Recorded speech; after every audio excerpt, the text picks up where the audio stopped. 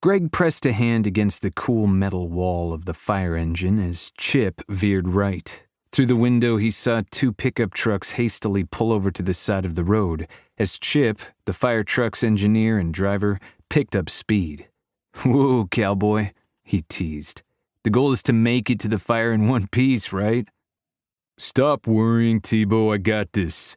I mean, I do as long as all these folks stop sipping their morning coffee and get it through their heads that pulling over for us isn't going to make them late for work."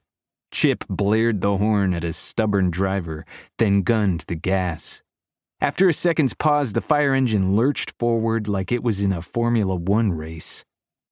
When Chip blared the horn as he sped through another intersection, Greg took care not to look out for oncoming traffic. Every once in a while, all the lights and horns played with his head, a gift that kept giving from Afghanistan. This was one of those mornings. He breathed deeply and attempted to center himself by silently counting backward from 20. No small feat while traveling inside a speeding fire truck. "Idiot," Chip muttered as he blared the horn again. Feeling his vision swim, Greg started over again. 20, 19, 18, 7... "Greg, what's up with you?" "Huh?" With effort, he pushed aside his numbered lifeline and turned to the person in the jump seat next to him. Samantha Carter, a firefighter about his age, grinned at him. "You okay, T? You're looking a little uptight. What's up?" He wasn't surprised she'd noticed, but he did wish he'd been able to hide his discomfort better. "Nothing." She arched a brow. "Want to try that again?" Irritation surged forward as Chip weaved through more traffic. Just in time, Greg bit back an impatient reply. The truth was that it wasn't just the sirens that had been giving him fits today. He'd been a little short-tempered during the entire 48-hour shift. He'd hoped it was because it had been slower than usual. Too much time on his hands was dangerous for him.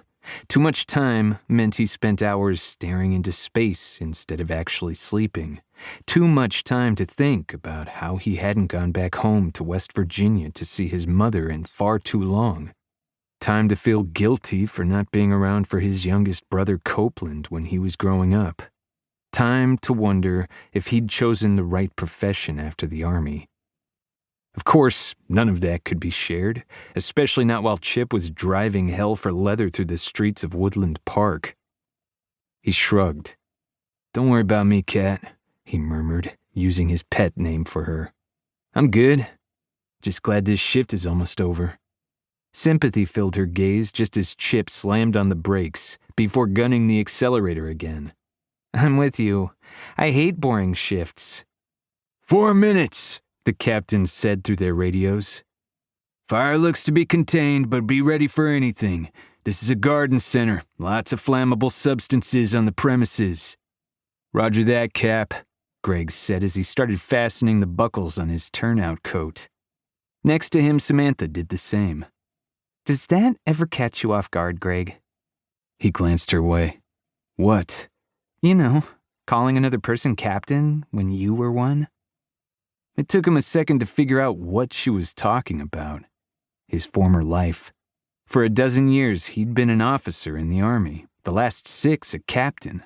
Back then, he'd had an answer for everything and was comfortable barking orders, certain that he was always right, too.